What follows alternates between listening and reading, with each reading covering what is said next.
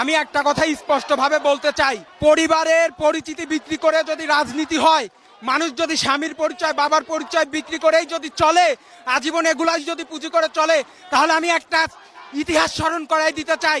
ব্রিটিশদের বিরুদ্ধে প্রথম আওয়াজ তুলেছিল নবাব আলীবর্দী খাঁ।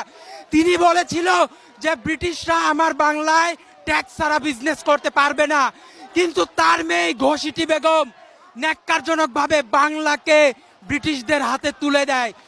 আমরা কি ঘোষিটি বেগমকে আলীবর্দী খাঁর কন্যা বলে চিনি? না, ঘোষিটি বেগমের পরিচয় ঘোষিটি বেগমই। এই রকম যুগে যুগে অনেক ঘোষিটি বেগম যদি আর না হতে পারে আমাদের এই আন্দোলন। সেজন্য আপনারা সবাই বুঝে নেন আমরা আজকে কিসের বিরুদ্ধে আওয়াজ তুলেছি। আমরা এত কিছু বুঝি না, আমরা এত ব্যাখ্যা বুঝি না, রাজনীতি বুঝি না, আমরা আওয়ামী লীগ বুঝি না, আমরা বিএনপি বুঝি না, আমরা জামাত বুঝি না, আমরা এত কিছু বুঝি না। আমরা শুধু বুঝি যে এত ছাত্র মরল কেন, কেন মরল, কেন কেন আদেশ করা হলো? আমরা কি দেশের জনগণ না?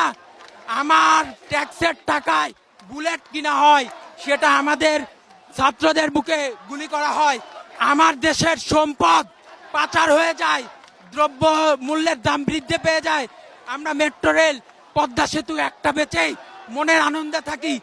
এই বিগত কয়েক দশকে, এই কয়েক বছরে আমাদের দেশে যত অর্থ পাচার হয়েছে তা দিয়ে অনেকগুলা পদ্মা সেতু, অনেকগুলা মেট্রো রেল করা সম্ভব। একটা মেট্রো রেলের টিকিট কাউন্টার ভেঙেছে। আমার কথা, আমার যদি বাসায় ডাকাত যদি আক্রমণ করে, আমি তো দায় আমার দারোয়ানকেও দিব। আমার দারোয়ান কেন চোরকে আটকাতে পারলো না? আমার দেশের রাষ্ট্রীয় সম্পদ মেট্রো রেল, সেটাকে কেন সুরক্ষা দিতে পারলো না? আর এটা আমার কথা। আক্রমণ যারা করেছে তারা কেউ দেশপ্রেমিক না, আমি তার তীব্র নিন্দা জানাই। কিন্তু যারা সিকিউরিটি দেবে তারা কেন সিকিউরিটি দিতে পারলো না?